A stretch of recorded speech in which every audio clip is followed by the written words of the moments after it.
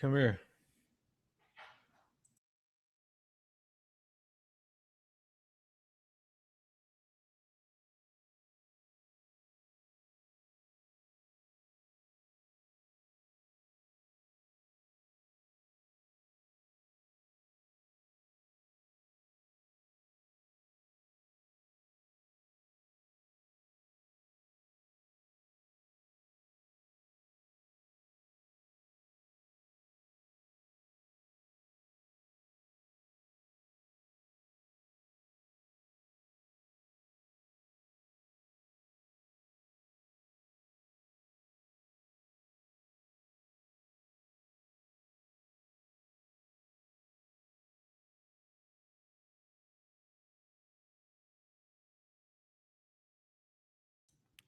All right, brothers and sisters. Um, it was a bit of some technical difficulties. Please like and share again. Let me.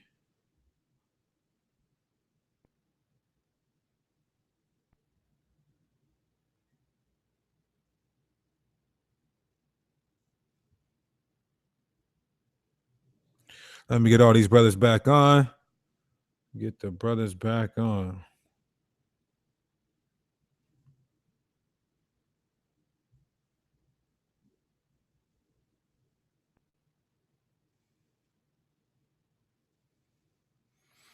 Okay, we got you back on. Let me get the other brother. Yes, indeed. Okay, let me get the brother back on. I'm here. Okay, let me get Gorilla back on. Okay, everybody's back on. Let me make sure. Everybody make sure it's playing. Okay. Yeah, it seems to be playing. Okay, cool. Let me reshare on my Facebook. Where was we at, Gorilla? If you had anything, if not, I guess we can just focus on the more. You mentioned something, Gorilla, about the stories that are not global events. I believe you said something about. That was nice. Yeah, well, essentially saying from the biblical narrative, when you deal with Adam and Eve, the story of Noah, etc., and those are things that all peoples of the earth would have in common. So, right, my eyebrows wouldn't jump at seeing that, right? But other things, of course, after that would something that would be exclusive to the Israelite people or the Hebrew people would be more, I believe, eyebrow raising and substantial. All right, and that totally makes a lot of sense to me. I can definitely respect that. But at the same time, that throws away basically all of the most ancient information. That throws away just the beginning creation story. That throws all of this very important documentation and concepts. It tosses it in the trash because even if it is verified, then it's justified that we would have it anyway, right? So I can definitely respect that concept. However, the last thing we were talking about was Moses. And we were talking about the Exodus. And I made a statement saying that I'm not saying that the Exodus happened. And that's where you was under the impression I was talking about the historical Exodus with the Hyksos. At that point, I was actually talking about the biblical story, right? So what I was saying is that I'm not saying that the biblical story happened in the way of the biblical story. But my point that I was making, what I was trying to drive home is that the story itself, the concept of the story is still Kemetic. They could have picked it up at any point in time. Right, so that did need a little clarification because I definitely see where you are coming from on that. Also, what you're saying is that the Israelites aren't necessarily the Hyksos, but rather the Israelites picked up the story of the Hyksos and incorporated it into their history. That's one way of looking at it. I'm not saying that the Hyksos has to be the Israelites or the proto-Israelites. I'm not saying that at all, but I'm saying that the story itself is originating in Kemet, right? So if you see the story of an Exodus, it doesn't matter who wrote it or where you see yourself in the story. It's the same story. That's basically what I'm saying, right? For me to say I know for certain that the Hyksos became the Israelites in the future, I would have to have substantial evidence for that, which I don't. Now I can say I believe that they are, but again, that's I don't have substantial evidence for that.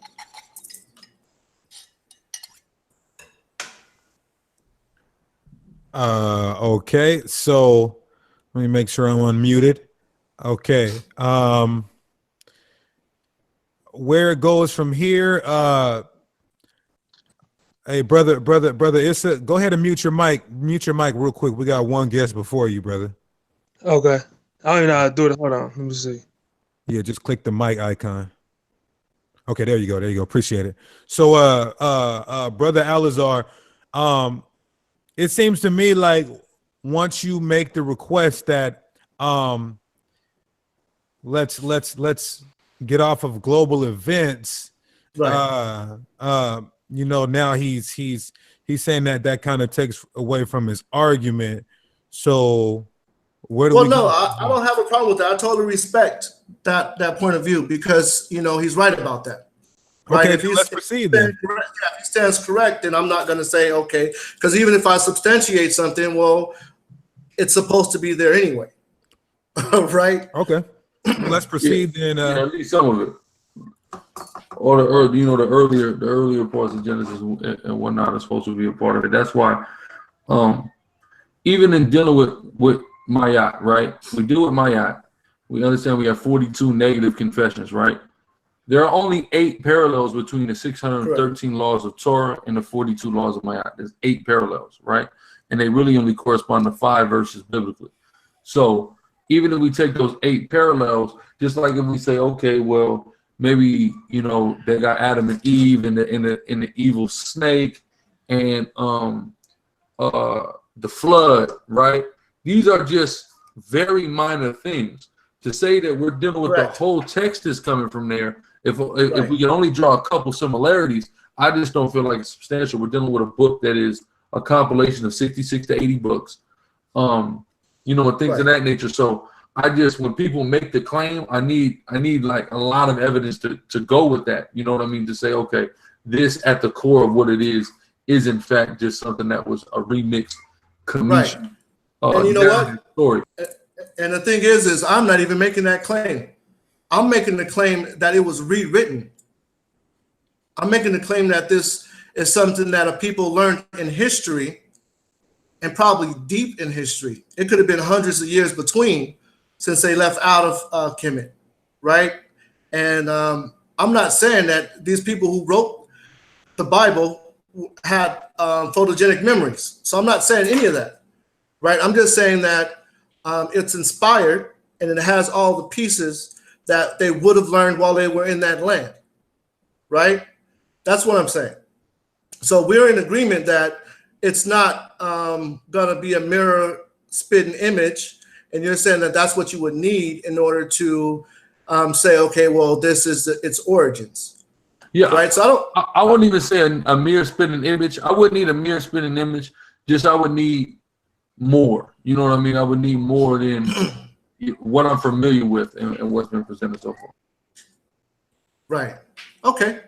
And the thing is what convinces some people convinces others, and some people need more. No one can really tell you what's going to convince you.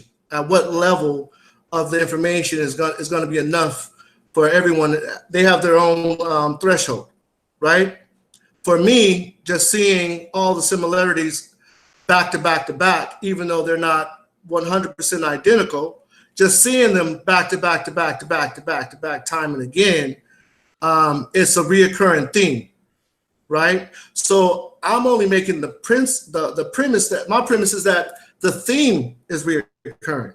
I'm not saying that every single individual item is exact or is enough to say that's where it comes from, because I don't believe one piece of it is enough to say, like the apple. I'm not going to say the fruit of knowledge and someone else having the fruit of knowledge, that's enough for me to say that it comes from that. But when you compile all these pieces and it's reoccurring, at that point, I'm saying, okay, that's enough to convince me. Well, in the messages that I got, brother, you meant it seems to me like you made to my brother and to me that you literally verbatim that the stories from the Bible were stolen from Kemet. I'm saying that it originates in Kemet. I don't think that Kemetic people wrote it and wrote the Bible and it came from the Kemetic people. What I'm saying is that the concepts originate in Kemet, right? I'm not saying that, Abraham did one thing with one wife or did one thing with one son, and that's going to be mirrored in Kemet. That's not what I'm saying. Okay. What I'm saying is that, go ahead. Go ahead. Finish your thought. My bad. I'm on the argument that it originates, right? So it was rewritten. Okay, so do you speak Medu? I don't. Have you been to Kemet? I have not. So how do you substantiate all your claims? Through what mechanism, what source? You're asking me what I learned the information from? Yeah. Well, I learned it by reading books. Got some in the Hosea. We got some information here in the Coming Forth by Day and by Night. We got Kemetic teachers, and I researched what they have to offer. Okay. So are we done as far as like stories go? I mean, or what are we doing? No, here? I mean there's many more. We can move past the Garden of Eden and go further down. Okay, that's fine. You got the floor. Let's get into Okay. So the next one would be Solomon. Now here's the thing. I truly believe Solomon existed. Right? I'm not the one to say Solomon didn't exist, David didn't exist. Right? I will say I believe that they were people walking on this earth. Right? Or at least the story is based on someone that walked on this earth. In the story of Solomon that I want to point out, we have a king, and he gets blessed with discernment. He gets blessed with basically wisdom to rule his land. And there's a story where he shows his wisdom by trying to determine whose baby, who was the mother of the baby, of the child. There was two women, and both of them claimed the child. He used wisdom to figure out who the rightful mother was. You also see the Queen of Sheba coming into the story for a very brief period. She wanted to lean on his wisdom. She asked him some intense questions. She brought him some gifts. They exchanged gifts, and she left out of there, right? Later on, the story says that Solomon, he had 700 concubines, 700 wives, 300 concubines. He had 1,000 women, right? And he just started running them up with him. He lost his way. Now, this is somebody that was blessed with wisdom or discernment. He's blessed with discernment. He knows the difference between right and wrong. That's basically what discernment is to being able to see and identify. However, according to the story, the wisest king by the God of the Bible turned against God after receiving the gifts from God, right, of discernment. And he starts to follow after his wives. Now, I'm not saying I wouldn't do the same thing, in that situation. He got 1,000 wives, you're gonna mess up someplace, right? And they're not from the same background and culture. You're gonna mess up someplace, right? So I totally understand that. However,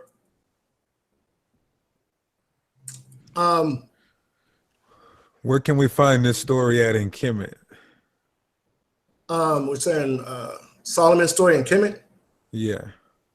I'm not saying that Solomon. Oh well, this is what I was saying is that we have information out that shows that the Queen of Sheba and Solomon had a son, right? And this information is putting the Solomonic dynasties in the motherland of Kemet, the land that produced Kemet, right? The land that created the Medu-Neter. All the laws of nature comes from what you guys would call Cush or Nubia, right? And King Solomon had dynasties in this area. And so what I'm saying is that in the narrative itself, King Solomon followed after his wives. Then we have information saying that Solomon and Makeda, or the Queen of Sheba, were involved, right? So this is one of the people that we will be referring to when we're saying he's following after their belief system. And we also know that he was also one of the writers. He's given credit for writing like Ecclesiastes and Proverbs and Ecclesiastes, some of Psalms, right? So what I'm doing is I'm making a connection to Kemet on a historical basis and a connection to King Solomon, saying that he was a person who actually existed, right? And when you look at what Solomon is given credit of writing, we understand that one of those books were almost completely, not completely, but partially plagiarized from Kemet. In the Kemetic writings, we have a book called The Instructions of Amenemo. Now, the Instructions of Amenemo and certain sayings in Proverbs are almost identical.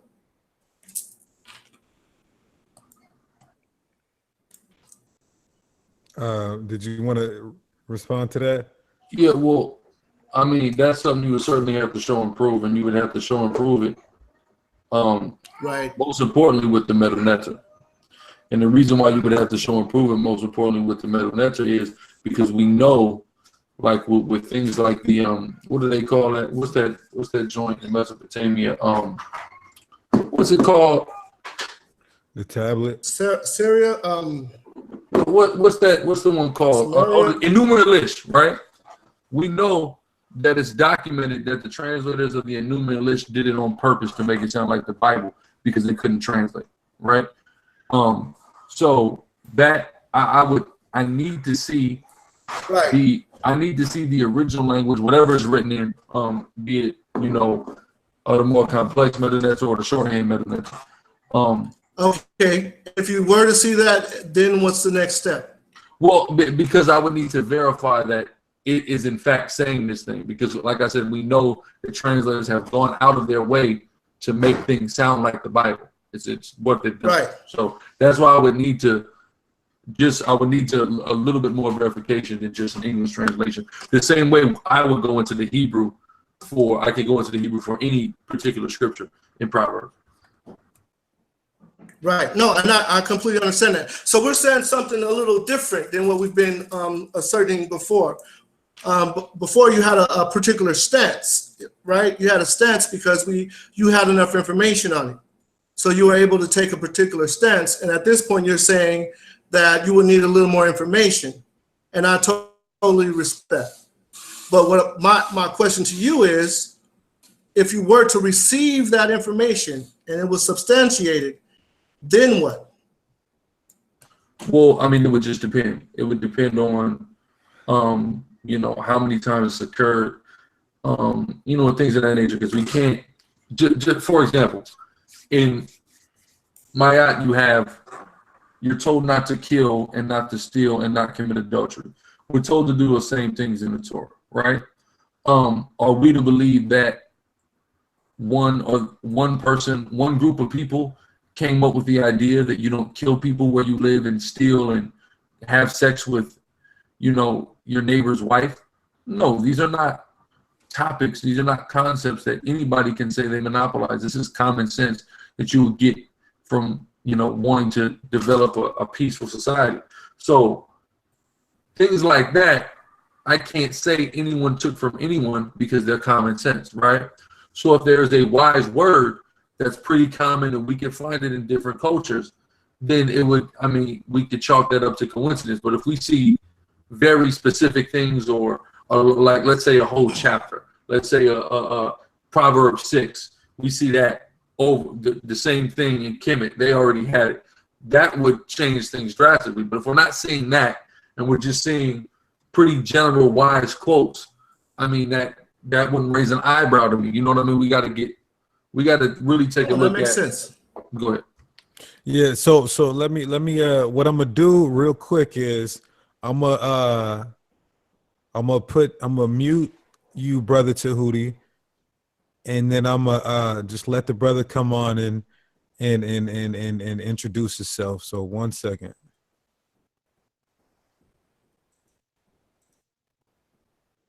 Okay. So brother, unmute yourself, my brother. Brother Issa or Issa Gorilla. Okay, there you go. So yeah, what's up? What's up, brother? We got you on the panel, so we wanna deal with you.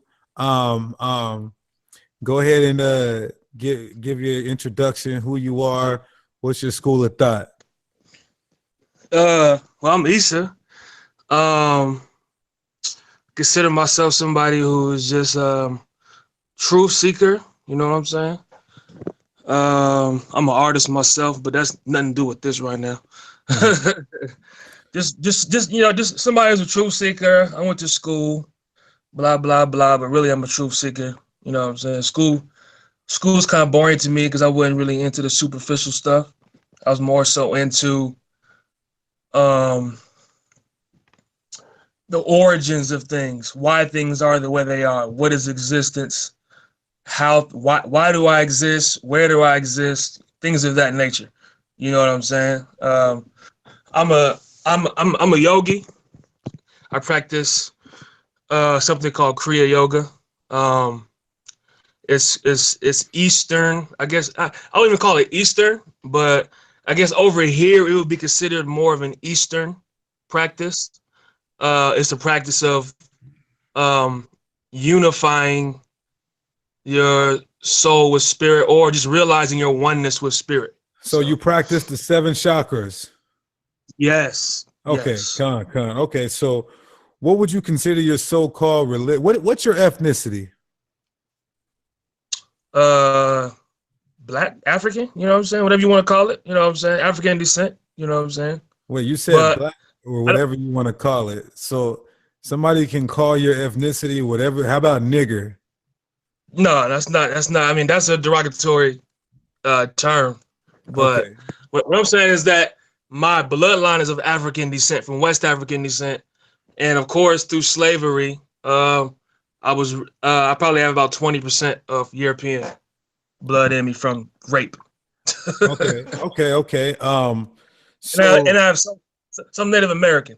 So okay. whatever. So what would be your biblical nationality? Do you believe in the Bible? Yes, but not in the way that most do. Okay. So do you consider who the world calls the Messiah, the Savior? Yes, a savior is a Messiah. Okay. So do you believe there's an afterlife? Yes. And what's your eschatological worldview on what happens when you die? Well, I believe, I don't like the word believe. I like more so to say like intuitively.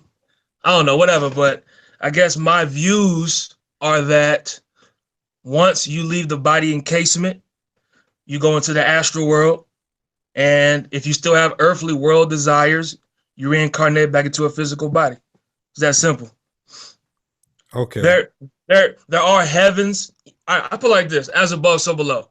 As there is a solar system in the physical realm, in the earthly realm, there is an astral solar system, the same exact way. So basically, according to your karmic debt, or according to your good deeds or bad deeds, you would go into a astral planet or, in an astral body to be there for, I don't know, however long until you are karmically inclined to reincarnate into an earthly body again, if you have not overcome worldly desires. Okay. Is it okay for you to worship other gods? There's only one God. Does the god have a name? Is it a genderless god? Is it androgynous? To put a name on God would be to limit God. Okay, so how can we get close to this God? How can we have a relationship with this God that you believe in? Because I believe that this God is literally you. It's literally inside of you. Literally. Inside of you. Okay. Yes, it Are is those the within teachings of the consciousness. are those the So teachings? you're a pantheist. A pantheist? Yeah. I mean, I really don't know what that means, to be honest with you. Okay. What does that mean? Can you explain what that means? I'm going to read the definition for you. It says a doctrine All right. that identifies God with the universe or regards the universe as a manifestation of God. Mm-hmm. Yeah. I believe that the universe is a manifestation of God, but God is yet above it too. You know what I'm saying? So basically, it's like this. I believe that everything is mind in reality. So this is a manifestation of the mind of God. Just as we can dream something and we experience things in our dream world, we can hit our head against a dream wall in the dream and it hurts, but it's not really real. That's what I view this universe. This is literally the mind of God. Literally. We are thoughts in the mind of God. Everything is a thought in the mind of God. Everything. So it's like we're frozen thoughts of the mind of God. Okay. Interesting worldview on that. So going back to the conversation that we had, the preliminary conversation that we had on the comment board, you mentioned that the 7 seals in Revelation. Can you give that your whole my take on that? Yeah, the mythos on what the 7 seals in Revelation are. Yeah. The book with the 7 seals. Okay, well, first of all, to even understand what I even say, you'd have to have some sort of knowledge of Eastern views or of yoga, meditation, energy centers in the body, 7 chakras. You had to have some knowledge of that. So if you were to learn about those things, you would know that in the East, they view the body as having 7 energy centers. They call these energy centers chakras. Chakras means wheel of energy. These energy centers literally correspond to the glands in the body. So outwardly, there are glands in the body, but inwardly, there are chakras. You know what I'm saying? So in each of these chakras, there are things to overcome for an individual. So the lower would be like money, the second one, sex, the third one, food, the fourth one, jealousy, emotion, blah, blah. Fifth one, speech. Up here is the Christ Center. Up here is God the Father, consciousness. Okay. So I got a question for you. Yeah. The first chakra is your root chakra, right? Right. Where's your root chakra located? My root chakra located? Yeah. The first chakra is located basically at your ass. Yeah, the anus. Yeah. In the anus. Yeah. So how do you activate your root chakra? How do you get to it to activate it? It's all about where you put your attention. Because where the attention goes, life force flows. That's the rule of thumb. So that's the point of meditation. You are consciously, by breath exercising, there's an energy called prana in the body. It's connected to the breath. So as you control your breath, you control the mind, because the mind is a gross manifestation of the breath. That's why when you get mad, you go, or when you're really relaxed, you breathe really slow and even. So I practice breath control. It's called pranayama. And in this technique, You literally center your mind with your breath in each chakra, hold, and then release it up. So you are literally purifying each chakra through breath and concentration by using prana. Okay, so pretty much you activate the first chakra, which is your butthole, by way of breathing. Say what now? Broke So, out. I want to know, with all due respect, because personally, and to the average person, when you start to study in these 7 chakras, and when you look at the root chakra, which is located in the perineal pelvic plexic area, and you admitted that your asshole, everybody can look it up, it's your asshole. How can you activate that chakra by just breathing? Because they have something called prostate chakras, which is when they activate the first chakra by way of what we would call sodomy. Have you heard of that? Yes, but that has nothing to do with that. So here's what I'm trying to say. First of all, what do you mean by activating chakras? Don't you have to activate each chakra, get in tune with each chakra? No, you have to raise. There's an energy at the base of the spine. This energy is coiled up like a snake. It's life force. They call it Kundalini in the East. Right. So this energy at the base of the spine has to be risen through these chakras up. So right now, the average human being lives in the bottom 3 chakras, conscious-wise. Their consciousness is centered in sex, money, food. That's where the average human being's consciousness is centered. Now, when a successful yogi is able to raise his consciousness from those bottom 3 chakras up to the 4th chakra, which is the heart, start to experience love, 5th, which is here, and then up to the Christ center, which is the 3rd eye, and then 7th, the top, the 1,000-petal lotus. Okay, so quick question that people in the chat want to know: what is that emblem on your necklace? Right here? Yeah. That's a crucifixion. Crucifixion. Who's that on there? Who's that on the crucifix? Yeshua. That's Yeshua. So is that Caesar Borgia? Huh? Caesar Borgia, is that who is on your neck? No. Is that a white? Is that a white person on your neck? It's silver. Okay, but is it fashioned after the white boy? That's what we asked. Yeah, is it fashioned after features? Features, hair, nose, eyes, ears. You can't say. I mean, really, it makes no difference to me. You know what I'm saying? Because Jesus to me was way bigger than a flesh body, way grander. But did he come in the flesh? Yeshua was way more than the flesh. Did he come in the flesh though? Did he come in the flesh? Yeah, sure. He came in the flesh to show people that you're not the flesh. To show people that, look, I am not this body.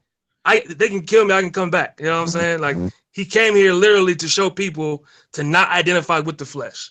But literally. Well, when you read 1 John, it says, if you go so far as to not acknowledging that he came in the flesh, then you are considered an antichrist. No, he came in the flesh. That's what I was saying. He came in the flesh. What did he look like? What did he look like to your best understanding? Brown skin fellow, dark complected. Do you care about the legacy that you leave? Yeah. So if you leave a legacy and people give a rendition of some pedophile homosexual and said, this is Issa. Wait, what you want me to call you, brother? My bad. It's Issa. Issa's my name. Issa. Yeah. This is Issa. He practiced 7 chakras and he had dreads and he loved his people and he went to school and he was also a great rapper, but they had this image of some white pedophile. I mean, would that tarnish your legacy? Would that be a lie, and is lying okay? A lie is not okay. Okay, so a lie is not okay. Why would you promote and propagate that lie around your neck? So I put it like this. I agree that through basically white supremacy morphed the image of Christ for their own personal agenda, made him a white man, blah, blah, blah. But to me, what he was teaching had nothing to do with that at all. So Okay. I focus on what he's teaching, not what they did with not what they did with his image. You know what I'm saying? To me, Okay. I mean, it means something to our people as black people, yeah. But I'm talking about the spiritual essence, not the physical. I'm talking about the spiritual essence of what he was preaching. Okay. And just a disclaimer, as we mentioned before, you do believe he walked the earth Yeah, and he was a real person. Okay, because definitely. can you let the people know your worldview as we spoke on of the so-called Old Testament, how you believe that none of it ever happened before and it's just it's all allegorical? No, see, like I never said that none of it ever happened, but I believe that these stories are allegorical. So there may have been actual people who were here that actually accomplished enlightenment, and these stories were written about their inner journey of enlightenment. These stories were written about, and they used outer things to explain or to explain their journey, their inner journey of enlightenment. That's what I believe. So, for instance, Let's talk about the Red Sea since we got. Let's bring the my Kemetic brother Tahuti back on. Brother Tahuti, you could unmute your mic. Let's all delve in this discussion right here so we could get team players all across the board. So now I have to ask Brother Tahuti first because I don't think we got clarity last time. Do you believe that an exodus happened out of Egypt? I believe many exodus happened out of Egypt. Okay. And the exodus that you mentioned earlier, what time frame would that be? Would that be similar to the same time frame that we believe it happened? Well, that's what I was asking, just to clarify, because when you say we, a lot of people believe will give me a lot of different time frames. I got 500 years from Guerrilla Hebrew, right? I got a 500-year gap. So I don't know what year you would give it. Well, we met in the middle, and I think I think that was fair. I think that was fair. So I want to ask my brother, Brother Issa, do you believe an exodus happened out of Egypt? I'm not sure. I'm not sure if that actually happened. There's no historical evidence backing that it actually happened. There's no historical evidence that there was ever 12 tribes of Israel. There's no historical evidence that any of that ever happened, literally. So I'm not sure, but I know that from the stories, I know that there is deep Eastern mystical truth, esoteric truths in it by what I've studied elsewhere, because I recognize it in these stories. Okay, Brother Issa, let me just get this straight. So you said there was never any 12 tribes of Israel. Judah is one of the tribes of Israel, correct? Yeah, they called it Judah because it's a lion. Yes, they called it Judah. Okay, they called it Judah. And do Yes. you mentioned and you admitted and confessed that the Messiah, who you call Yeshua, walked the earth, and yes, he said that he was from the tribe of Judah. Yes. So how do you reconcile him? Let me just finish my last thought. How do you reconcile him placing his ethnicity on some figment of his imagination, some character who never existed? Because the tribe of Judah, what that actually means, the way I interpret what that actually means, it has nothing to do with anything physical. As the Bible says, that being a true Jew has nothing to do with any exterior trait whatsoever. It says it plain in the Bible. Okay, can you let me rephrase the question, and then I know Guerrilla Hebrew is probably waiting to jump to get tagged into this, but my question is simple. Christ said he comes from the tribe of Judah. You're saying there was never any tribe of Judah. Was Christ lying? It's not a physical thing, huh? So Christ is saying that he comes from a spiritual tribe of Judah. Yes. Because Christ dealt with things on a much deeper level. Okay, how can one be a spiritual Judite? Well, if you look at where the tribe of Judah was positioned, it was in the east. So if you understand, like in the east, far as The like whole in nation India, is positioned in the east, brother. The entire right, nation of Israel. right. So, and it was at the point of the rising sun. What was the number of people that was in that tribe of Judah? At which time when it was numbered? At which time when it was numbered? When it said there was 186,400 people in that tribe of Judah, correct? No, well, that's men that were able to go to war, I believe. It was numbered in different periods of time, brother. So there's not no one number on Judah. It was numbered at different periods of time. Well, I saw in the Bible that it said it was 186,400 people situated in the tribe of Judah in the east. And that is literally approximately the speed of light.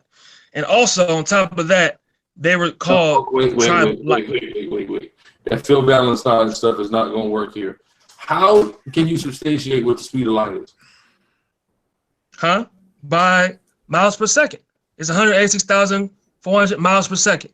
That's the speed of light. What mechanism, what instrument is utilized to measure the speed of light? What instrument is used to measure that? Yeah, you can't just tell me that's the speed of light. An instrument, like for example, a speedometer is used to tell me that you were going 70 miles per hour on a highway. What instrument is used to measure the speed of light? I don't know that question, honestly, but I know the answer to that question, though. I know the speed of light. Before you get pawing something off on people, you have to understand the science that goes behind it. Because I can call that's the speed of light in the question, substantiate on the fact that what is the mechanism that's used to prove this? You can't just tell me something. I can tell you anything is anything.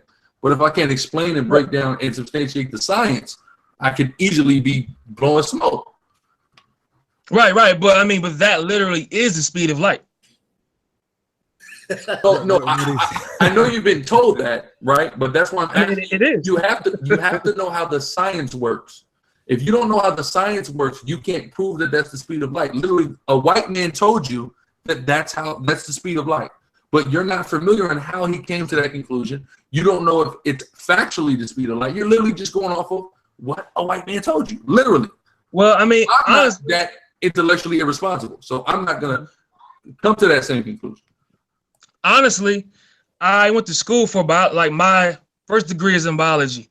So at some point in time, I didn't know the actual metric for the speed of light and like how they actually came to the conclusion. But honestly, I don't know off the top of my head at this moment. So, okay, that's why I call it in the question. Brother Tahuti, what do you think about the speed of light and that whole science? Well, I think I would answer this question by saying, because he asked what instrument, and of course it was mathematics that determined the speed of light. Now, I don't know that type of advanced mathematics to come to that conclusion. It was mathematics. We do know light travels, right? So it has a speed, but I don't see how it's relevant to the topic that we're talking about.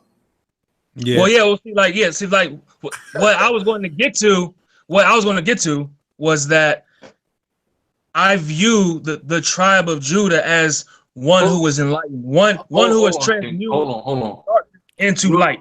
Real quick, Issa. This is why I said that Phil Valentine stuff ain't gonna work, right? I want to understand. I want to break down how pseudo. Who's Phil Valentine? Well, Phil Valentine is a guy who pioneered a lot of this same rhetoric that you're spewing right now. So you didn't hear it directly from him. You heard it from somebody who heard it from somebody who probably heard it from him. Here's what we have to understand. So the speed of light is what again? 186. I think the approximate speed of light is like 186,400 miles per second. Miles per second, right? Right. Miles. So right. Where did the concept? Hold on, brother. Where did the concept of miles come from? It's the common metric to measure. Hold on. The kilometer. It's the common metric to measure in the United States of America in 2018. Right. Was it the common metric? Was it the common metric by any society of antiquity? That I don't know of. No, right? Because the mile is an English unit of length. England. right? That's where it came out, in England. So any ancient Near Eastern, and when you talk about how astute you are in Eastern society, Eastern thought, Eastern philosophy, etc., and that's what's leading you to these conclusions, yet you use a Western standard of measurement to try to further an Eastern concept? No, but I found that quite interesting. I found that quite interesting. But I have a lot more. I have a lot more. But this is But why that was just one aspect.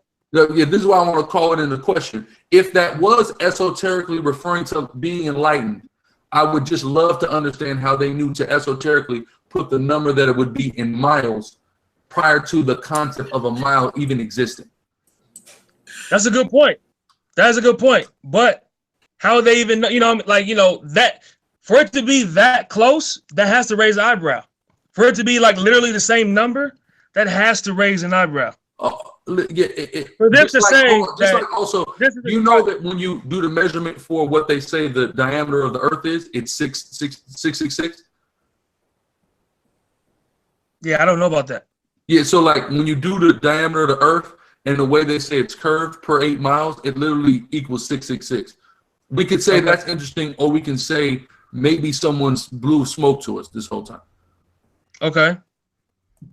Or did they teach you at school? I want to get back to Brother Tahuti, but I want to ask you this question real quick. Did they teach you evolution, or what's your worldview on creation? My worldview on creation is that consciousness literally had a thought, and in this thought materialized, became denser, and became matter. Is that your own science of creation, or no? This aligns with quantum physics. Yes, because thoughts vibrate. Vibration is energy. This energy in a denser form becomes matter. So everything is a thought in the mind of God, vibrating thought in the mind of God. Which is okay. So is it along the lines of the Big Bang? It could be. But that's not the point. The point is that at some point in time, a thought came in this void of nothingness, and from this thought, all things sparked. Tahuti, you're telling me that nothing existed, and then a thought from nobody, from God, came into existence and formed everything?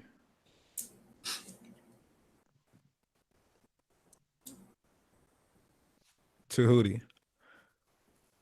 you got the floor. I'm asking you your worldview on creation. My bad. Oh, my bad. I was listening. No, I'm with the brother. And I came to what he's basically talking about through meditation. Because at some point, you have to get rid of all the physicality of things and everything that you've learned by other people's calculations and other people's interpretation of nature and reality. And you have to extrapolate what you've learned and what you've seen with your own senses, right? And you have to bring that into your core and to use that as a gauge, right? And then start to toil and manipulate and try to fashion it into something that is real, right? Is that what Kemet reflects? Does Kemet reflect? I know the brother, he may not subscribe to Kemet, but does Kemet reflect what you guys are agreeing is the genesis of creation? Okay, so first off, I would like to say that my core foundation is truth, right? The reason why I'm Kemetic is because the Kemetic core foundation is Ma'at, which is, again, truth. So our foundations align. And to answer the question, there are ways of looking at Kemetic literature and seeing the Big Bang, seeing consciousness, creating everything. So yes, Kemet does reflect that, and that's just icing on the cake for me. You have to understand that's just icing on the cake. Yeah. For me, I got there through self-reflection, right, and understanding that I'm not gonna wake up dead. I actually thought that thought through my head, and I actually reflected on how can someone, where were you at before your physical self was here? What was your consciousness at? Just dwelling on those type of concepts makes you think that you're not just this physical being. You have an arm, you have a head, you have eyes, but that's not who you are. You can lose these different pieces and you'll still be you, right? So these type of things is what I meditated on. And I came up with a thought. It's basically this idea that when you dream, I'm not the spooky type. Sorry if you think it's gonna get spooky. Yeah, I'm not.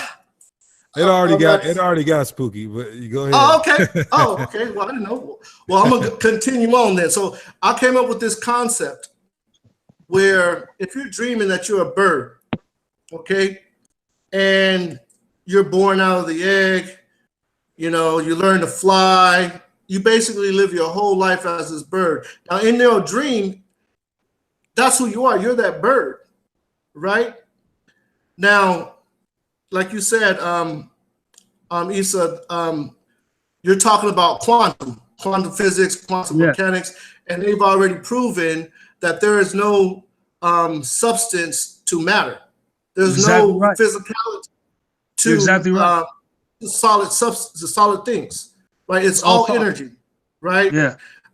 So energy equals matter at a certain point. That's their conclusion, right? I'm not going to say that conclusion is 100%, but I'm saying that I reached that same conclusion without their assistance, right? Through meditation. Mm-hmm. And then I'm also saying that you can find these concepts in Kemetic writing, right? So they kind of align, right? So I can get into how they align, but the concept about being a bird is that when you're this bird, you don't know anything but being that bird, right? And then the moment that you die as that bird, you wake up out the dream and you realize that you were dreaming. Now the question is, was that bird ever you? Right? Now the answer is that bird was never you, right? Now the deeper question is, were you ever that bird? Understanding the way quantum is, you understand that the energy that makes that dream, that same energy, that makeup, is the same energy that makes up solid substance. Right? It's aligned. We're talking about this conscious energy. That's what makes up solid things. Yes. Yeah. Let me real quick. Let me just interject. I'm just finish that really quick before you interject. So okay. the end of it is this: when we wake up from our humanity, we realize that this universe that's built from the same energy as our dreams was nothing more than another more elaborate dream. Right. So you wake up from that. And when you wake up from that, you realize your divinity. You're the dreamer. Right, exactly. You were the dreamer. And everything in reality is a fixed portion of that dream. Right? If you were that bird, you flew into a tree, you're going to hit that tree. Right? Right. That's the way this dream operates. Exactly. Your dream head's going to hurt when you hit a dream wall. Right. Go ahead and interject. Yeah, let me just this is kind of along the lines of where are we at? Let me see if I can. 1 second. Let's do a brief intermission. This is kind of what I was hearing from the brother.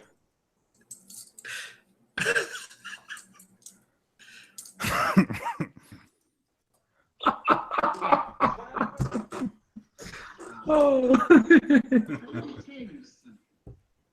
If you hit a man in time, his wounds will heal. And if you steal from a man, you can replace what you steal. What you have stolen. Always cross in the green.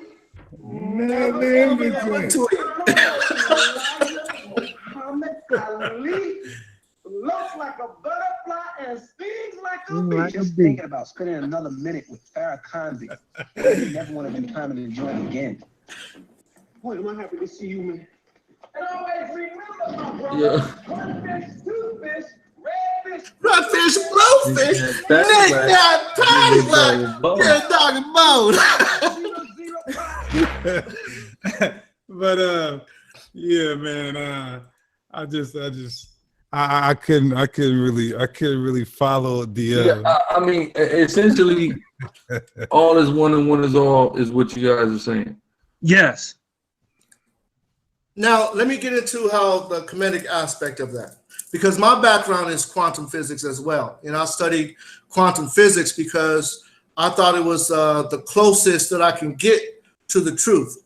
I studied that prior to studying Kemet and found out that they align, right? So what I was really searching for was Kemet, but I wasn't exposed to Kemet.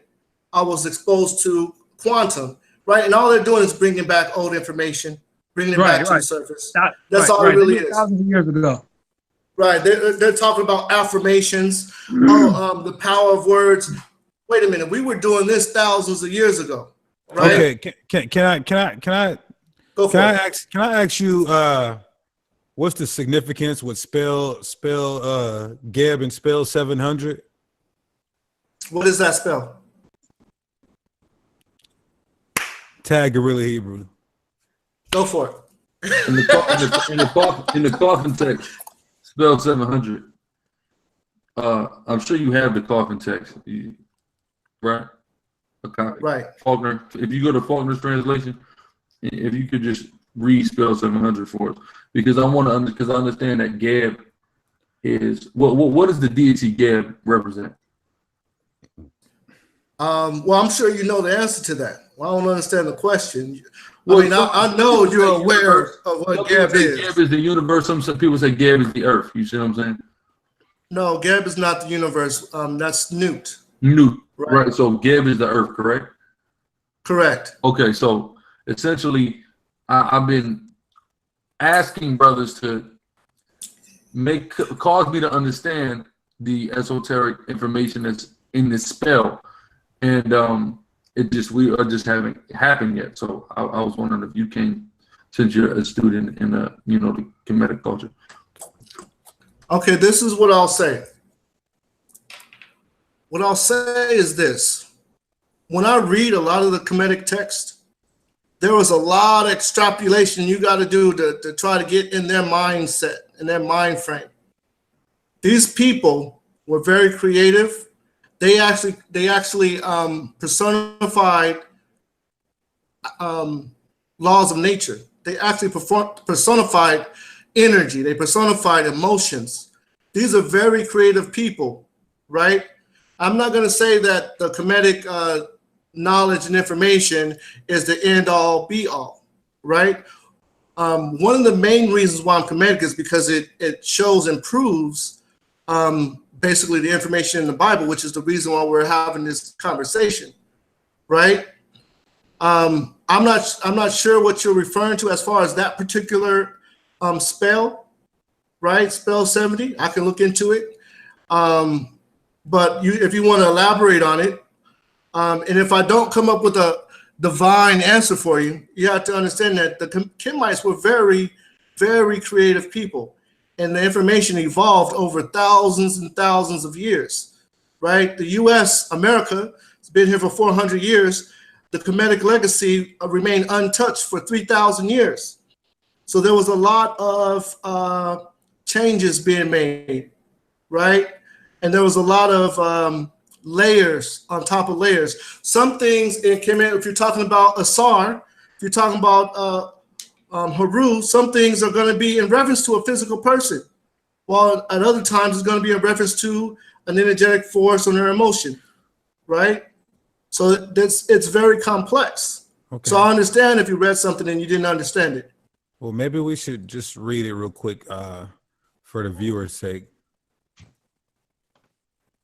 Let's see. Can we pull it up here? Go for it.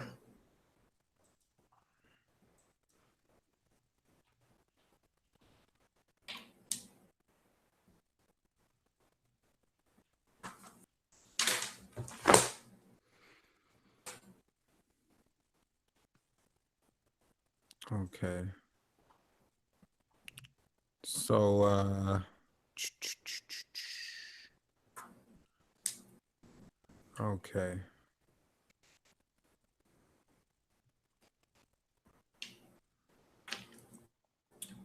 If we're trying to undermine the position of Geb being a physical earth by a passage that's mentioned in Geb, you want to look at, all the context that has Geb in it, right? Well, this context is dealing with let me share my screen real quick. You're talking about when he's no, I don't know what you're talking about actually. You know what we're talking about, brother Tahuti. Okay, here we go.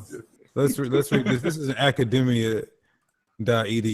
It says, likewise, in spell 700, in a passage talking of Geb, the deceased again uses sodomy as a symbol of power, his phallus in between the buttocks of his son and his heir. So how do we understand, the allegory or metaphor of someone sodomizing their own son? I'm busy. I'm doing a show.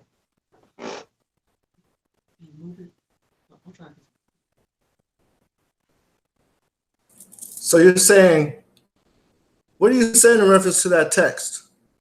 I'm asking you, it seems to me like, it's apparent and evident that Geb is giving his son root chakras and activating his That's not what it means. Uncoiling that snake.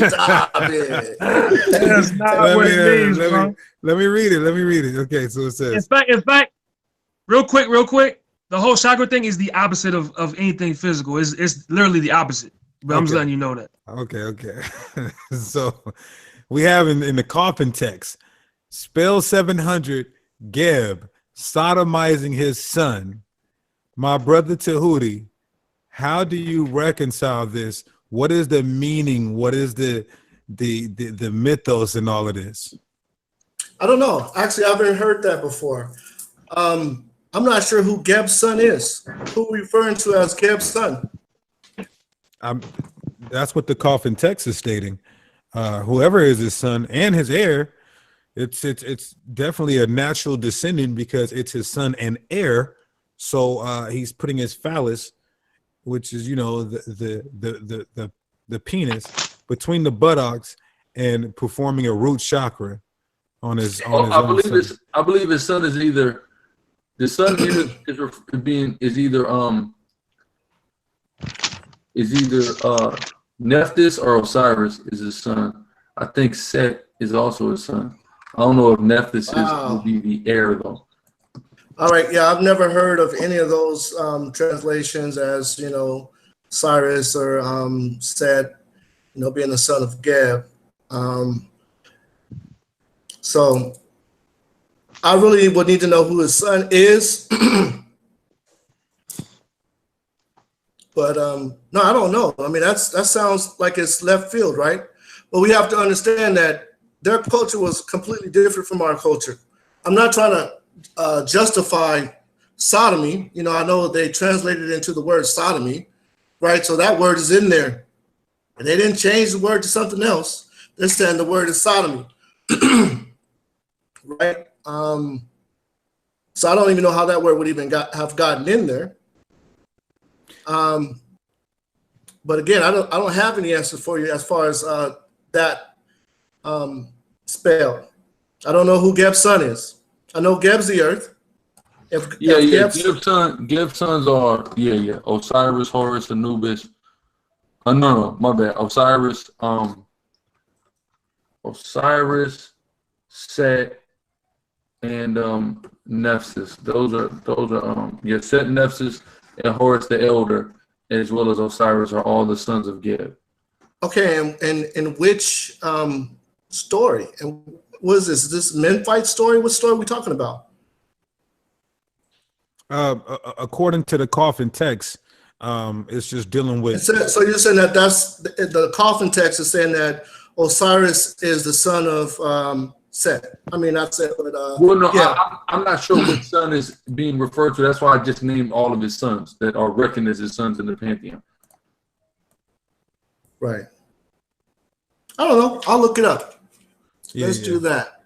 Yeah, that was just a question that I wanted to know when you deal with plagiarization, right? When you deal with plagiarization, there's a few things. There's a few things in the coffin text, Book of the Dead, pyramid text, and so on that I would have to question. Why didn't we steal these stories? And instead, a lot of my beloved Kemetic brothers, they point to global events, like the brother Gorilla Hebrew was saying. We don't have a problem with global events because everybody experienced them and took them into history.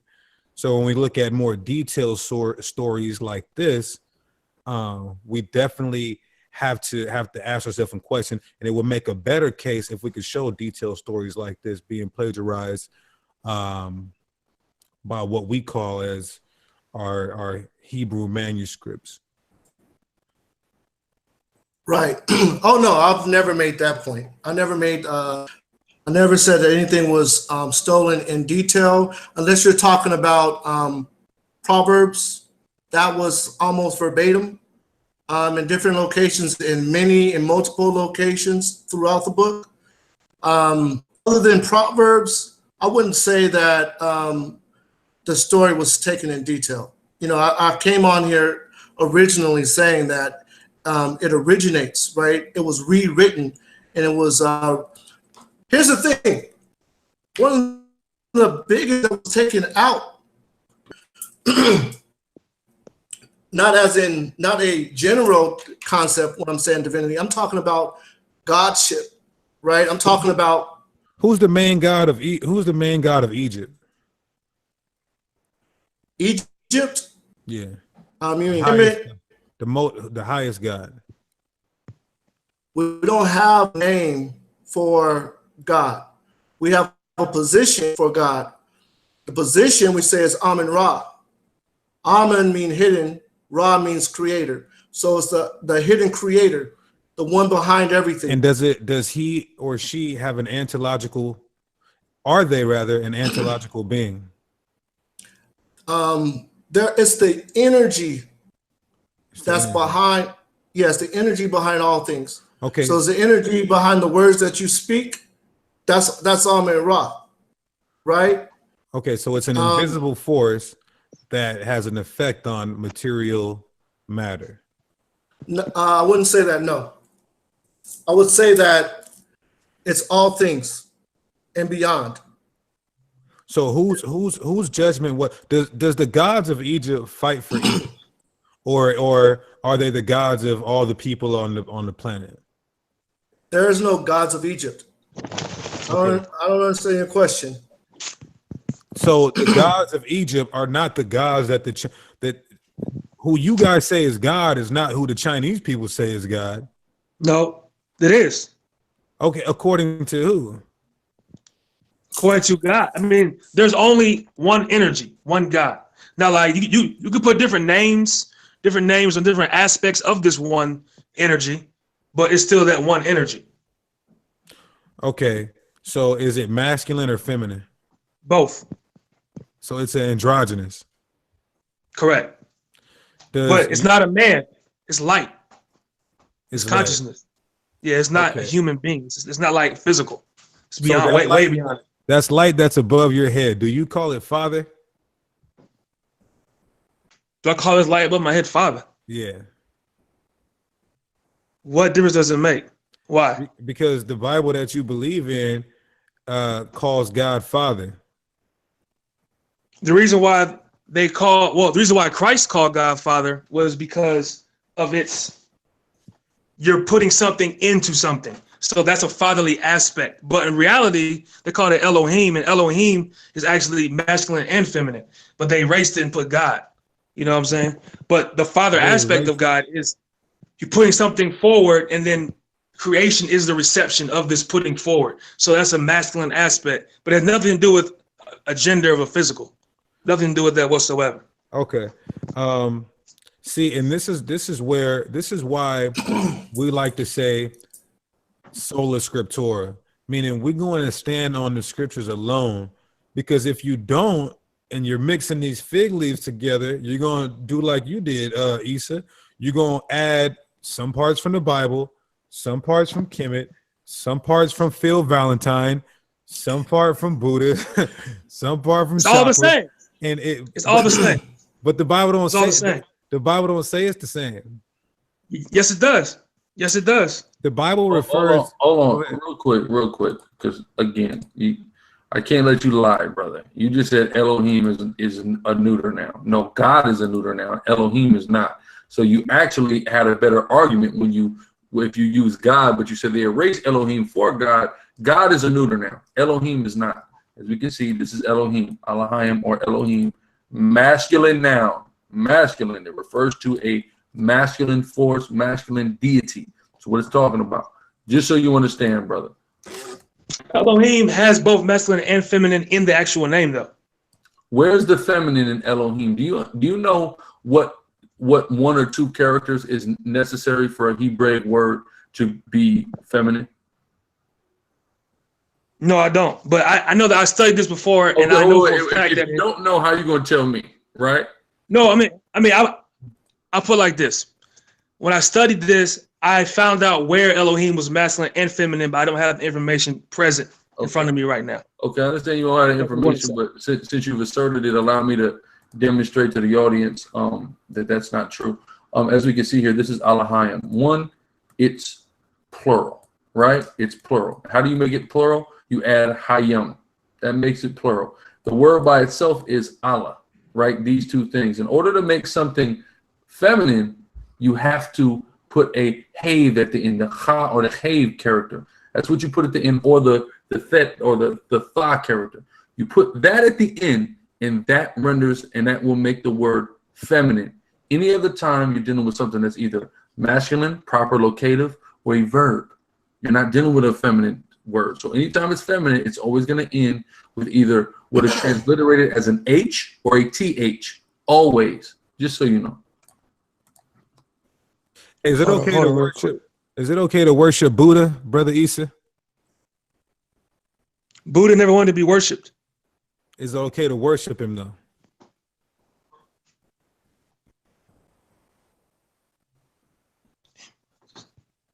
Is it okay to worship any and all Hello? gods? Yeah, is it okay to worship any and all gods?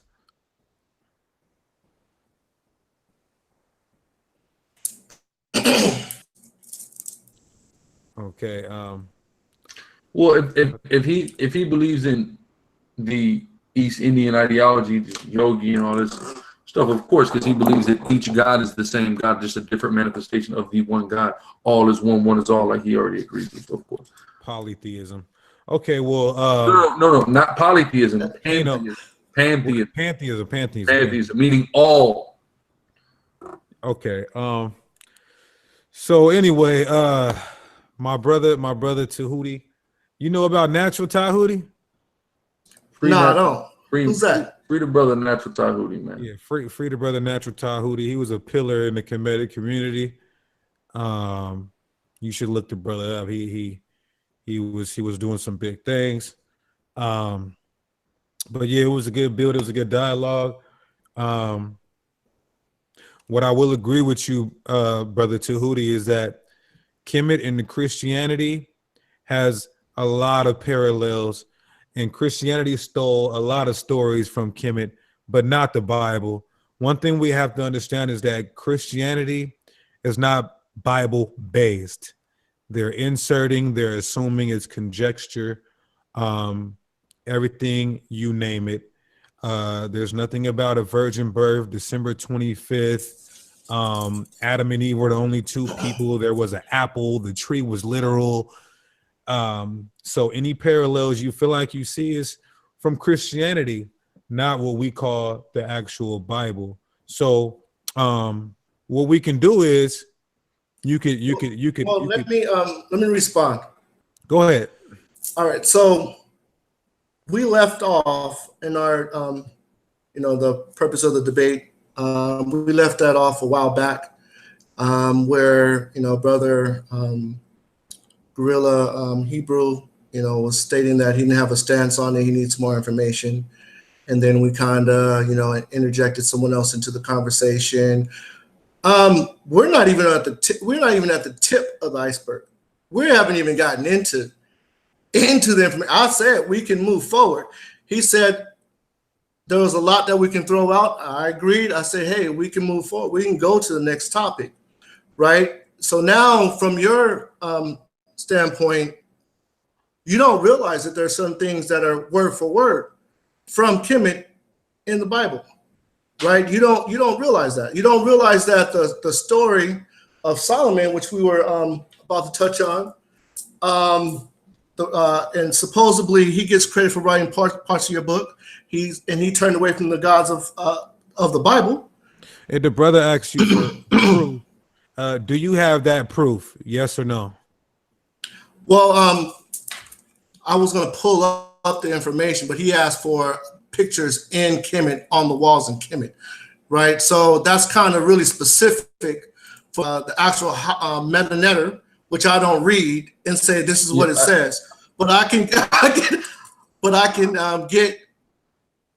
easily bring up the translation. I need this, like, at least the source. Can I at least get the source? What papyrus, what wall, etc. Where is it at?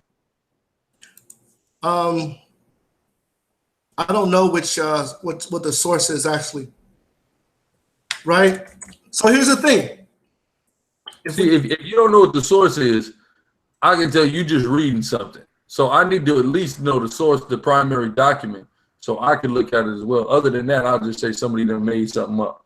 Because if there ain't no source, then it's made up. Right. So you know what I do? I deal in truth. So I totally understand what you're saying. And it does matter. What you're saying does definitely matter. You want to have the evidence up front, which I can't say I can produce right now. But that doesn't mean that it's false. We're not falsifying it. We're just ignoring it. That's basically what we're doing at this point, because we don't know. So we need to not investigate it, because an investigation at this point is not going to suffice. So we need to ignore it at this point instead of looking at the validity of it. No, well, right. Well, I would need to know how we substantiate the validity of it. Is we make an investigation. I'm all for investigating any source, but I would need the name of the original document, so that's I can what make an investigation, not just read what somebody alleges is a translation of an ancient document. What is the document, so we can get a look at it? So I can't bring that up, right? So now we want to throw it out. But let's do this. Let's investigate. Let's find out where it is, because it's obviously written, right? It's obviously Kemetic. The source that it comes in is a book called The Instructions of a Minimal, right? Now I can't pull up the actual writings on the wall, but in the Instructions of a Minimal, we can compare it to what the Bible says. Now that is something that we could do, right? But I understand if the need to throw it out, because if I was in your shoes, I might want to do the same thing, right? But I deal in truth. I deal in knowledge.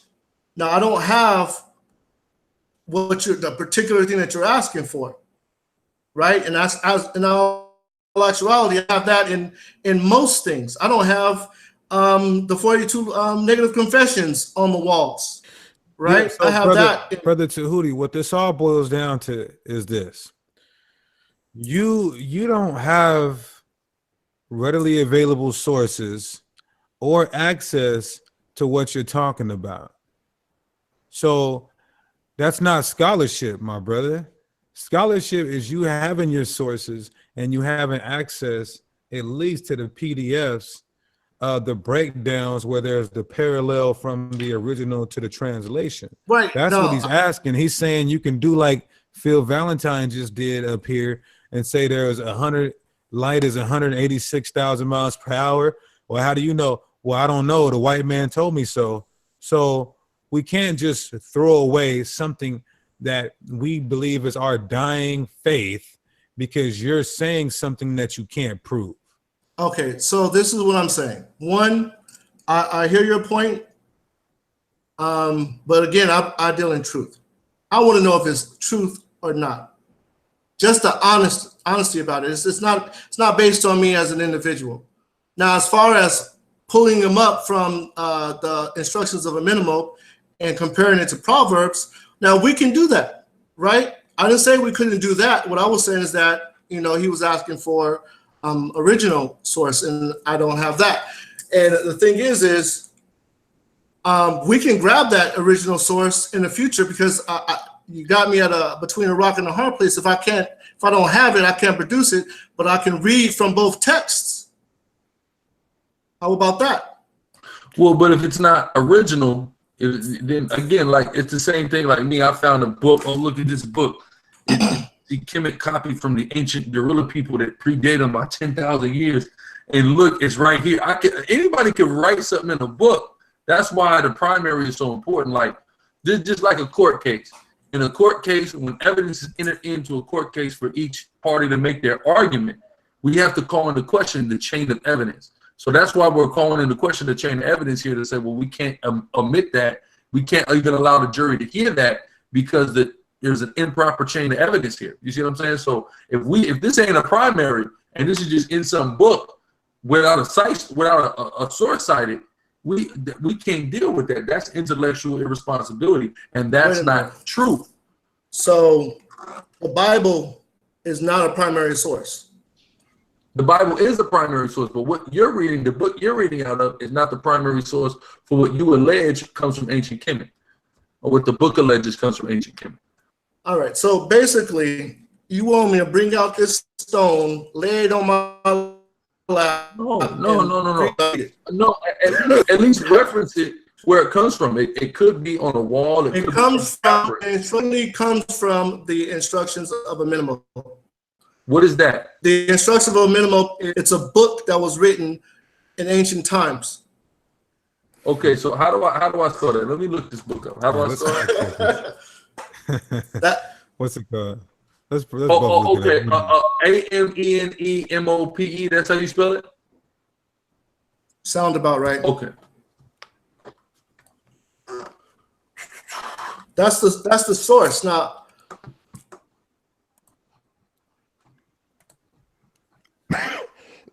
okay, boom.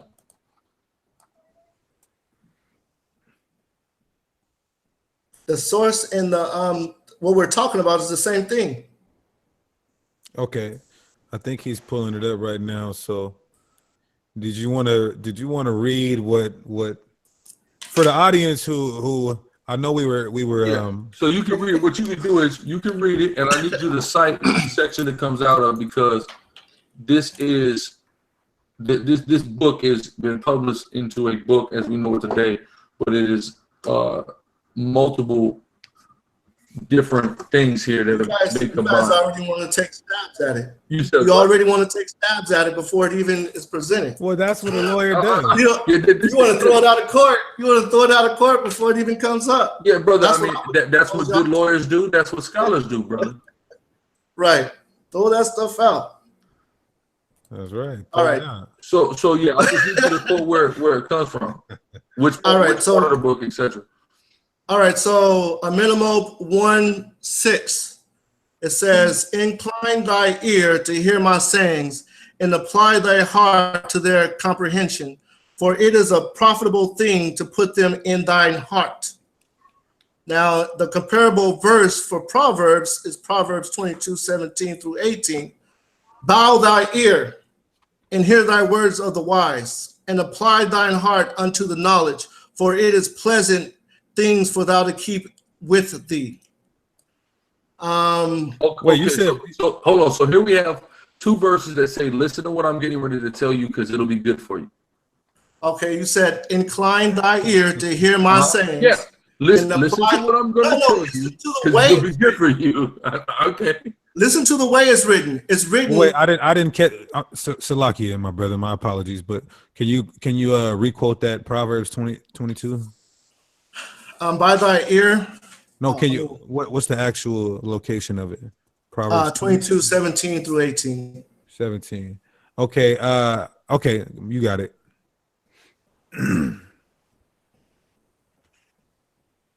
All right. So when, like the brother said, when you take something like listen to me because I'm a man of knowledge, it'll be helpful for you. So you take that as direct and verbatim plagiarism, the Bible stealing from Kemet, just off of this old wise saying, as we say. Right. I hear what you're trying to say. I definitely hear it. So let's see. It says, incline thy ear to my sayings, bow down thy ear and hear the words of the wise. Okay. Thy heart to their comprehension. I see what you're saying. So let's go to the next one. Okay. Because this continues, my brother. It continues and continues and continues. Remove not the landmark and the boundaries of the field, and trespass not on the boundary of the widow. Okay, so that's a minimum of 7:12 through 15, and that's comparable to Proverbs 23:10. Remove not the old landmark, and enter not into the fields of the fatherless. Right? Let me continue, because I know unless it's just screaming out to you, we're going to deny it. So don't steal people's land. But it didn't say that, did it? That's not how it was said. It wasn't said anywhere near to what you said. It sounds like that's what it means. Okay, so the meanings, a lot of meanings are the same, but we're not talking about the meaning. We're talking about the actual words, right? So let's move forward. Of course, the actual phraseology is going to be the same when people are using the same type of contemporary English during that time. The same way now we're going to say, don't steal somebody's land. So, I mean, okay, cool. That's not. So let's keep reading. So they have made themselves wings like geese, and they have flown to heaven. Riches certainly makes themselves wings. They fly away an eagle towards heaven. Okay, so that's just comments. Hold on. Read the instructions again. Okay, they have made themselves wings like geese. Essentially, who made themselves a wing like a geese? I don't know. See that? See, this is riches make themselves wings and fly off to heaven, right? This is we don't know making the wings like geese. So the context here is different. We're just seeing somebody flying to heaven. Okay, so that's number 3. Let's move forward. Better is proven the hand of God than the riches of the storehouse. Better are loaves when their heart is joyous. And that's comparable to better is with fear of the Lord than great treasure and trouble within. Better is the dinner of the herb where love is. Make sure you are quoting the verses too, please. Thank you. Go ahead. Oh, okay. That was Proverbs 15, 16 through 17. We've got fraternize with, all right, this is a minimum of 11, 13 through 14. Fraternize not with a hot-tempered man, and press not on him of conversations. Comparable to Proverbs 22:24. Make not friendship with the angry man, and with a furious man thou shalt not go. So watch, don't be friends with angry guys. Right. Exactly. All right, go ahead.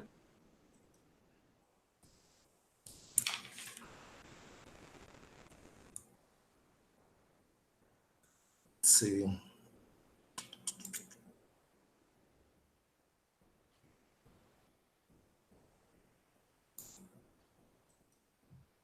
So basically what I'm saying is that no matter how close these get, you can justify it. It can say 4 or 5 words verbatim. It can use the same metaphors and have the same meaning behind it on top of using the same metaphors. And some of the words could be in the same exact placement, but that's not close enough, right? It's never close enough. Right? I mean, you just went into like, don't steal people's land, don't hang around guys with short tempers. I mean, so even the things that are parallel, I mean, this is not like, that's not like super deep knowledge, bro. You know what I mean? Like, that's just, this is common stuff. I didn't here, claim that. you know. So and then that wasn't claimed. And then you're reading 2 translations. You're reading translations on top of that. So you're putting more credence to the fact that they're translated similar. That's why I simplified the things. Okay, they're certainly saying the same things here. Don't steal people's land. Don't steal people's land. Don't hang around people with short tempers. Don't hang around people with short tempers. Great. Right. So we have a couple instances of that, certainly, just like it says don't kill people in Egypt, and say don't kill people in the Torah. But these are not concepts that one or the other have a monopoly upon. These are sound common sense. So you want to go to that argument. It doesn't even sound the same. It just means the same thing. They don't sound. They're not even using. Sound exactly the same. It can sound exactly the same. Here's the issue, brother. We have 80 books in the Bible. There's even more in Egypt. There should be a lot more parallels that are being drawn than what you have provided for us tonight in order for you to come to the conclusion that you are. Because no, there are more. You can't make the argument to me that this is not common sense. Are these things not common sense? Don't hang around these people. Don't steal land from people. Don't kill people. You see what I'm saying? Like, that's common. I'm not making that argument. What I'm saying is, if one says 12 not to be rich, and the other one says 12 not after riches, right? So let's read Proverbs 23, 4 through 5. 12 not to be rich, and cease from dishonest gain, for wealth maketh to itself wings, like a eagle that flies to heavenward. So we compare that to a minimum, and no matter how close this is, I can probably read the same thing and say I'm reading the minimum, and you still say, well, Brother Tahuti. But also, Brother Tahuti, you have to understand the divisive nature of what you're doing. Do you understand that? Yes, I do. Okay, because I just want to make that clear, because like one version says toil not to be rich. One. That's the English Standard Version, right? No other version talks about toiling at all, right?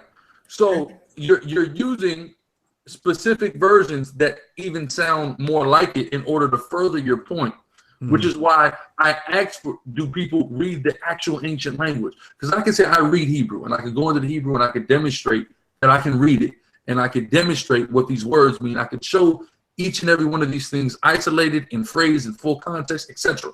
Right? To substantiate what I'm saying. Right. You can't do the same thing. You're literally relying entirely upon how someone decided to translate that. Right? Now, here's what's interesting.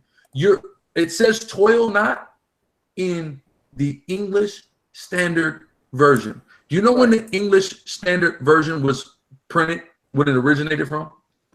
No, and I'm So your point is Hold on, they brother. Wait. use different verbiage in the older version. Hold on. This is important. In 2001, the version that you're reading when it says toil is a version that is not 20 years old, right? No version that predates it ever says it the way that it says it, that makes it even more similar, which is one of your main points of argument. Okay, well, let's that's why do that this. has to be dismissed even in and of itself. Okay, that's fine. Why don't you read it from the version that you want to read it from, and let's see if it's not similar. I'm Let's not try saying that. it's not similar. I'm excusing the argument of the exact wording. Yeah. Okay, It is okay. saying, Well, I'm not saying that it's not everything is exact either. Neither one of us is making that argument. So I don't know what you're saying. One of your points, one of your arguments is if it has 4 or 5 or almost all the same words, we're just going to dismiss it. Did you not say that? I did say that, but Okay, that's not so the main that's point. what I just The overall. I'm not Okay, I see. attacking whether or not the same concept is being talked about or overall the same thing, which is why I began to simplify the things as to, okay, don't steal land, don't hang out with quick temper people. I'm simplifying it because I'm acknowledging that a similar concept, the same concept even, is being said in both instances. I won't deny, there's not even a point in denying it, because I don't think that that's anything outside of common sense. So my eyebrows aren't raised by that. Okay, let me interject here. I am going to come out and say those writings that you're reading from, they stole them from King Solomon's Proverbs. Now, prove me wrong. They stole them from King Solomon's Proverbs? Yes. I'm saying the writings that you're reading that are saying are similar, they were copied and plagiarized from the Proverbs of King Solomon. Prove me wrong. You got the floor. You mean that as like King Solomon is older than the instructions of Amenemhotep? Yeah, that's what he's saying. Oh, okay, so we just date the instructions of Amenemhotep and date King Solomon. Okay, well, it depends on which line you're reading, because what lines are you reading from? This is important because the instructions of Amenemhotep, as I'm looking at here, are dated anywhere from 1069 BCE to 500 BCE, right? But each line is different. So what lines are you reading from? Well, here's the thing. This is what I'm getting from you guys, right? I'm getting, if it's line by line. No. It's just Tahuti. I have. I'm just saying. We have to remain on a linear logic here. I'm telling you that the book you're reading was stolen writings from King Solomon's Proverbs. Prove me wrong. All right. So what we're going to do is we're going to go and see when King Solomon lived. Okay. And then anything prior to that. Okay. Anything prior to that. The lines. Can you cite to me the lines that you read? I like those so I can take a look, because I have all the actual textual witnesses for the lines and their timeline. So this is how we will properly scholastically cross-reference this. All right, so we'll do Proverbs 23, 4 through 5. Because I'm here. Okay. Oh no, I need. What are the lines in the instructions of Amenemhotep? Right, and then we're gonna do. It's in. I'm just showing chapter 7. But real quick, Brother Tahuti, I'm seeing the instructions are from the 20th dynasty. Hold on, no. The instructions are not from the 20th dynasty. They're not. I'm looking at everything here. Okay. When we deal with they start in the 20th, but they go way further.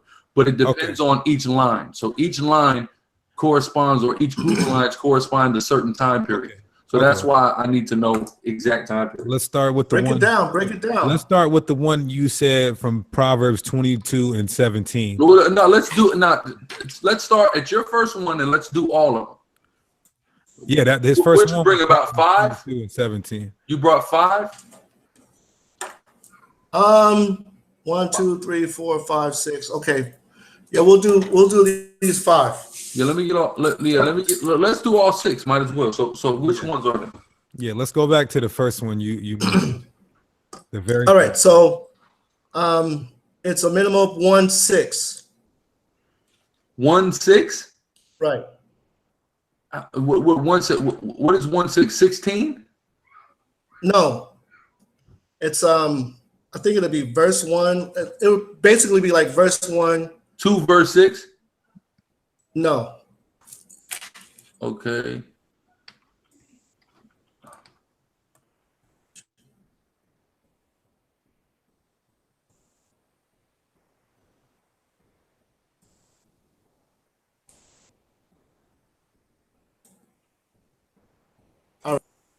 So let me read it off here. It says, incline thy ear to my sayings. Hold on, I need the verse numbers though. We don't got to go over reading it all over again. I just need the verse. No, I need the lines that it is. I'm just showing a minimum 1 verse 6. So it's in a minimum is in chapters. This is how it's broken down here. Do you have the actual book? Or are you reading out of a secondary source? I'm reading out of a secondary source. Therein lies the problem. I need the actual lines that it is, because the way it's broken down is in lines, not in book, chapter, verse. It's broken down in lines. See? So right. there's another point of contention. Hold on, give me 1 second.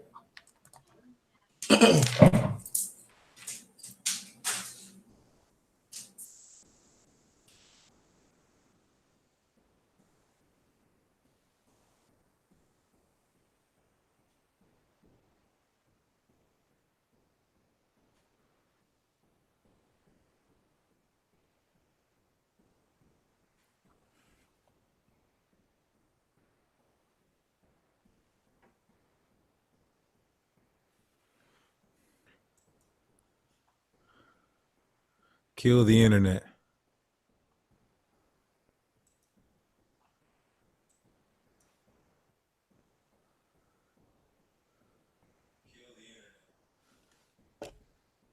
That was you.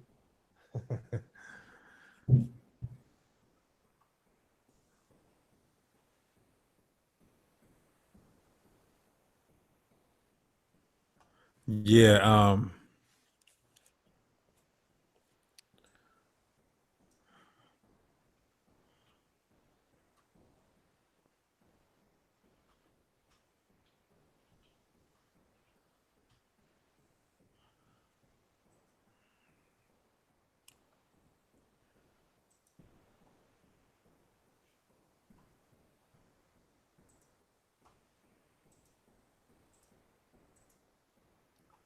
just bring this out, until the brother comes back on.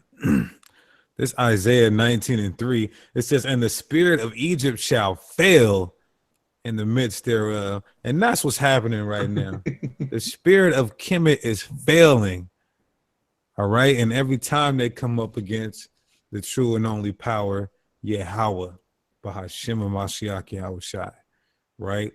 The spirits of the Egyptian, that whole spirit of Kemet failure, right? When they come against the truth. All right. So all the wizards, idols, charmers, familiar spirits, demons, they fail. No root chakras, man. All right. Cut it out.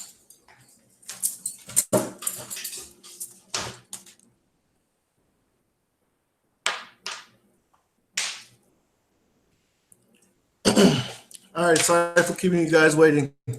No, you good. All right, so I was trying to produce the book. I was unable to do that. I don't have that book. Yeah, we knew it, but we just wanted you to try anyway. Right. So yeah, it's pretty late over here, so we're gonna have to, I'm gonna have you to, when we get off this live stream, go get your sources, make it suspenseful, and don't come back till some dope hits you. Oh yeah, we have a lot. We had a lot of fun. I mean, there's a lot of good stuff, and you guys brought up some really good points. And I always felt that I want to, of course, go to Kemet. I want to learn to read the Medu Netter, right? I want to be able to do that stuff so I can actually get into better scholarship. I definitely understand that, but the most important thing that I want is the truth, right? If everything is pointing to the same information, then it doesn't take a rocket science to see where it came from. Mm-hmm. Well, let me ask you a question. Do you think that history is more important than future prophecy? That's kind of, for me, that's kind of a loaded question. I don't know, when it comes to future prophecy, predicting the future, I got mixed feelings about that, right? Is it possible? I can reserve a percentage of believing that it's possible, right? But I don't know that that's possible. If you read off to me something it's said in the past and you say, oh, well, it came to pass, then I'm like, okay, cool, right?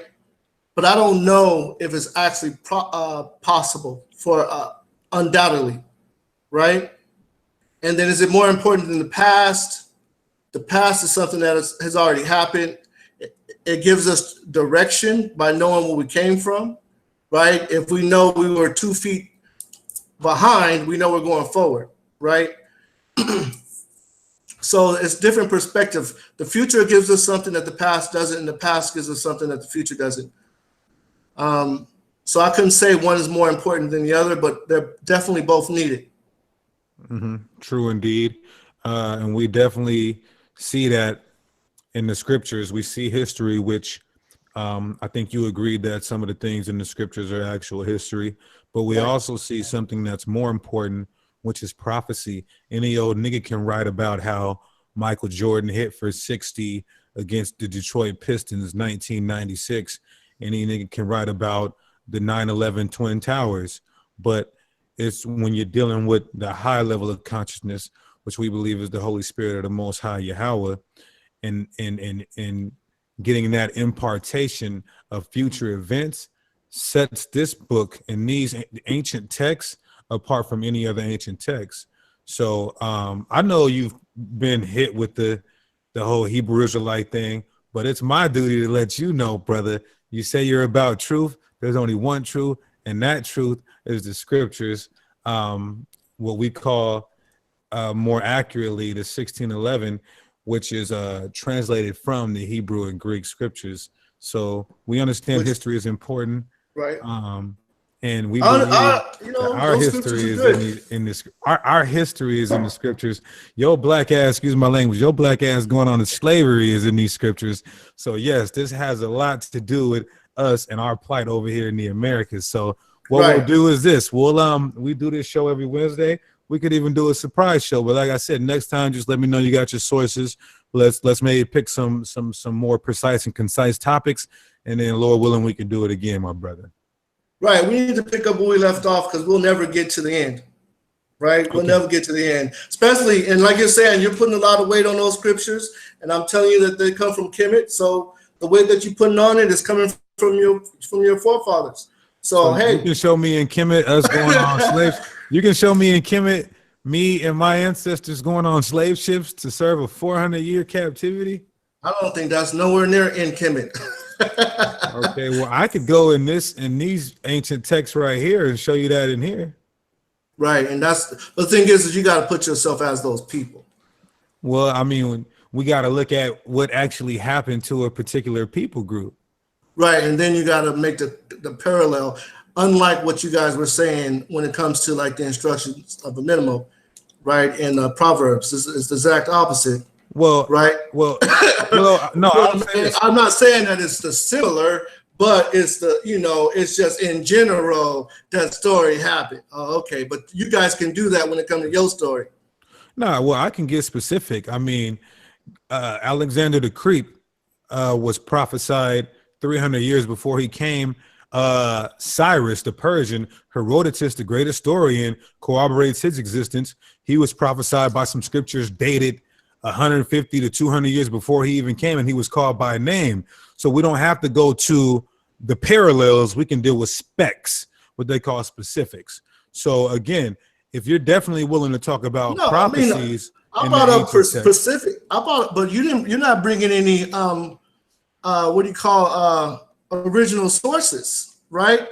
You didn't bring any original sources, and that's the issue. Because I brought up specifics. You're saying I didn't bring up specifics, but what it was I didn't bring up was sources. Those are two different words. Just same as you didn't bring up any original sources. I didn't bring up any original sources. Well, the burden of proof was on you to prove that we stole from Kemet. So what do we need to bring up any sources for? Well, we weren't making that point at that particular time. We were saying you were talking about prophecy. Okay. So well, yeah, that's a little our different. primary source are the Hebrew Right. scriptures. Our primary source is the Hebrew scriptures, which we have access to today. So that's what I would encourage you to do when you want to start going into and dealing with translations. Make sure you have access and understanding of the original manuscripts. And with that, I'm gonna give Call Halal Yahweh Bahashem Mashiach Yahweh Shai. Thank y'all for coming out. Tune in to the next Situation Room Friday night. Chief will be in Miami. Y'all make sure y'all support. Stay tuned on the channel for locations for Sicaria, Miami this weekend. And to Yahweh be the glory by Hashem Mashiach Yahweh Shai. Shalom.